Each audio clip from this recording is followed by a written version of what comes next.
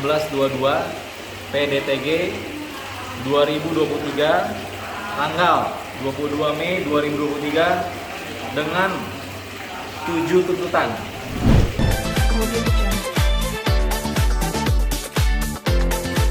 Ya. Bang, hari ini kan Abang ke Pengadilan Agama Jakarta Barat nih untuk melaporkan gugatan nih Bang. Boleh diceritakan sedikit Bang, dijelasin soal laporan gugatan ini Bang. Ya, kami terima kasih karena Pengadilan Agama Jakarta Barat sudah menerima karena dari klien ingin mengajukan cerai gugat terhadap suaminya yaitu Bapak Virgon. Alasan diajukan ini adalah karena sesuai dengan berita acara sidang pada hari Rabu yang lalu, tanggal 17 Mei 2023, bahwa pihak dari Bapak Virgon oleh kuasa hukumnya yaitu Pak Sandi Arifin akan mengajukan gugatan baru dengan alasan terkait dengan hak asuh anak ya. Nah, karena ini ternyata hari Jumat kemarin belum ada untuk pendaftaran permohonan cerai telak baru. Akhirnya saya minta keputusan akhir dari klien. Dan klien karena beberapa kali juga jauh sebelum pihak Bapak Virgon memasukkan ini, Bapak Virgon juga ingin mengucapkan kalimat perpisahan. Nah, jadi kami juga dapat alasan lah secara hukum. Akhirnya kami pada hari ini sudah sah untuk mendaftarkan yaitu cerai gugat dengan nomor perkara 1622 PDTG 2023 tanggal 22 Mei 2023 dengan 7 tuntutan. Pertama terkait dengan cerai gugat sendiri, dia terkait dengan provisi, hak asuh anak, harta gonong ini atau harta bersama, nafkah kadanah dan nafkah anak, kemudian nafkah idah dan mut'ah. Itu Mas. Oke Bang, terkait dengan poin-poin itu Bang, apakah sudah dikomunikasikan kepada pihak Virgon? Tentu belum. Tentu kami tidak ada komunikasi karena WhatsApp saya sendiri juga diblok oleh Mas Sandi Arifin. Saya juga tidak tahu kenapa. Tapi yang jelas pihak dari mereka akan menerima panggilan sidang setelah ini. Nah, bersama dengan panggilan sidang juga dilampirkan berkas cerai gugat yang kami ajukan pada hari ini kepada pihak mereka. Jadi mereka punya kesempatan untuk mempelajarinya dan untuk bisa menjawabnya. Bang, setelah pelaporan ini untuk proses sidangnya itu kapan tuh Bang? Atau dipanggilnya pihak Virgon itu kapan Bang? Kalau itu nanti biar pihak dari Pengadilan Agama melalui jurus kita yang bisa menjawab untuk panggilan sidangnya. Yang jelas ya paling sekitar 2 minggu sudah ada panggilan sidang harusnya ya. Bang, soal nafkah nih, selama berjalannya kasus ini, apakah dari pihak Virgon sendiri masih punya tanggung jawab kepada Inara? Terkait dengan nafkah juga menjadi poin dalam gugatan. Kalau kami komentari kayaknya kurang etis ya, karena akan bisa dibantah juga atau menjadi kuncian untuk pihak dari Pak Virgon gitu. Tapi kurang lebih terkait dengan nafkah ini kan adalah suatu kewajiban suami. Ya, di dalam kompilasi Islam nafkah istri itu suatu kewajiban. Apalagi klien saya, Ibu Inara sudah memilih dari dunia entertain. 2016 itu sempat membawa Lala juga ya, 2 tahun, tapi ternyata karena kesepakatan mereka Ibu Inara harus menjadi ibu rumah tangga ya dijalankan. Tapi kan sekarang kondisi berbeda. Iya. Ya kan? Apalagi terkait dengan hak asuh anak ini kan ada pertimbangan dari majelis itu yaitu kemampuan ekonomi. Jadi Ibu Inara tidak mau lagi menjadi seolah-olah di framing tergantung gitu loh.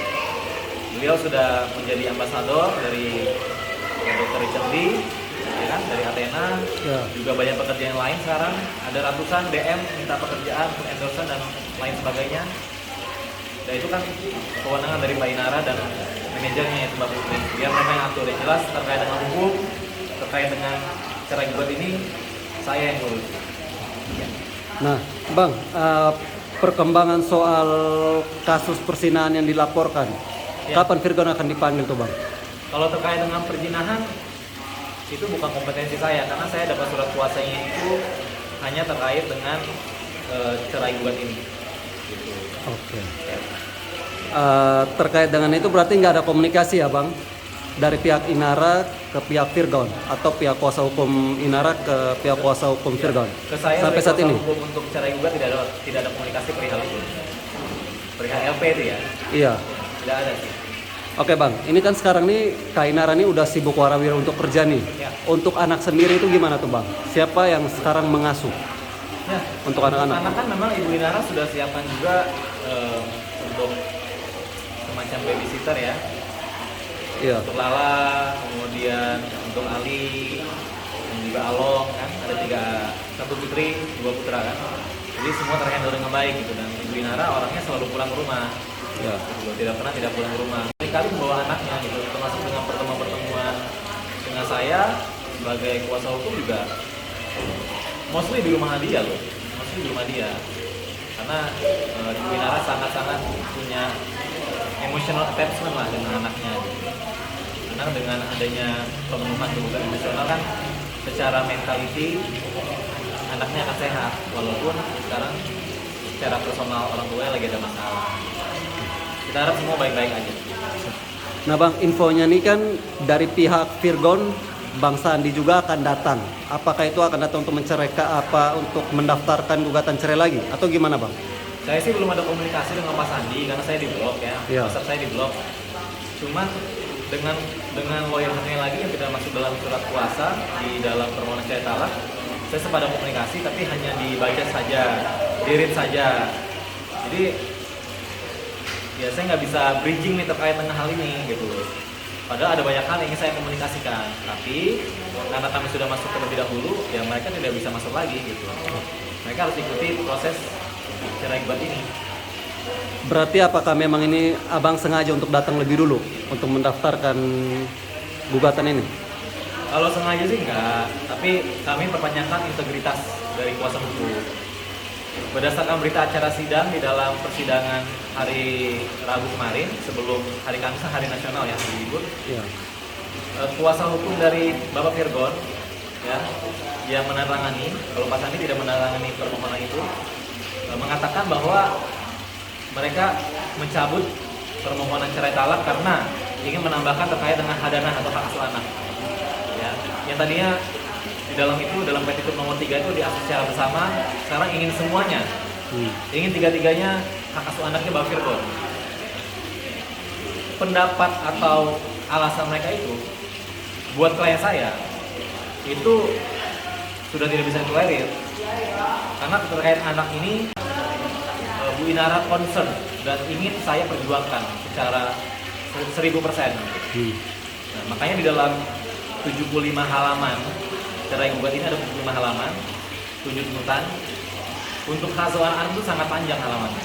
Karena ini sangat-sangat penting supaya majelis hakim tahu apa yang sebenarnya terjadi, siapa klien saya, siapa Bapak Virgon, bagaimana historical sebelumnya berdasarkan bukti-bukti yang ada, dan mengapa hak asuh anak itu 100% harus diberikan kepada klien saya Ibu Inara tanpa pengecualian.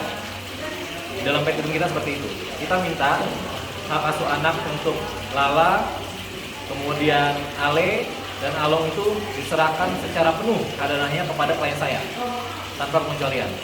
Bahkan dalam provisi saya minta juga bahwa tidak bisa Bapak Virgon berkunjung ke tempat kediamannya. Padahal 23 April kan beliau sudah pergi dari rumah sampai sekarang. Tidak bisa suka-suka datang. Gitu. Harus menghormati proses hukum ini. Ya. Dan kami juga kenapa mengajukan cerai gugat terlebih dahulu karena dalam beberapa kesempatan berdasarkan bukti-bukti yang kami baca, kami pelajari juga Bapak Virgon menyebutkan sendiri, tolong siapkan berkas cerainya misalnya. Itu contoh atau tolong kamu siapkan berkas cerainya, ya. Kemudian juga Bapak Virgon bilang no way back, nah, tidak ada jalan kembali gitu. Ya kalau saya bisa analisa berarti mungkin secara hukum agama sudah ada talak, Ya. ya kan, sudah talak. Nanti kami lihatlah dari sisi pembuktiannya seperti apa dan pertimbangan hukum majelis hakim apakah ini termasuk talak atau bukan. Bu Inara concern dan ingin saya perjuangkan secara 1000%. Nah, makanya di dalam 75 halaman cerai gugat ini ada 75 halaman, 7 tuntutan. Untuk hak anak itu sangat panjang halamannya, karena ini sangat-sangat penting supaya majelis hakim tahu apa yang sebenarnya terjadi, siapa klien saya, siapa Bapak Virgon, bagaimana historical sebelumnya berdasarkan bukti-bukti yang ada, dan mengapa hak asuh anak itu 100% harus diberikan kepada klien saya Ibu Inara tanpa pengecualian. Di dalam petitum kita seperti itu. Kita minta hak asuh anak untuk Lala, kemudian Ale dan Along itu diserahkan secara penuh keadaannya kepada klien saya tanpa pengecualian. Bahkan dalam provisi saya minta juga bahwa tidak bisa Bapak Virgon berkunjung ke tempat kediamannya, padahal 23 April kan beliau sudah pergi dari rumah sampai sekarang. Tidak bisa suka-suka datang, gitu. Harus menghormati proses hukum ini. Ya. Dan kami juga kenapa mengajukan cerai gugat terlebih dahulu, karena dalam beberapa kesempatan berdasarkan bukti-bukti yang kami baca, kami pelajari juga, Bapak Virgon menyebutkan sendiri, tolong siapkan berkas cerainya misalnya. Itu contoh atau tolong kamu siapkan berkas cerainya, ya. Kemudian juga Bapak Virgon bilang no way back, nah, tidak ada jalan kembali gitu. Ya kalau saya bisa analisa berarti mungkin secara hukum agama sudah ada talak, gitu. Ya kan, sudah talak. Nanti kami lihatlah dari sisi pembuktiannya seperti apa dan pertimbangan hukum majelis hakim apakah ini termasuk.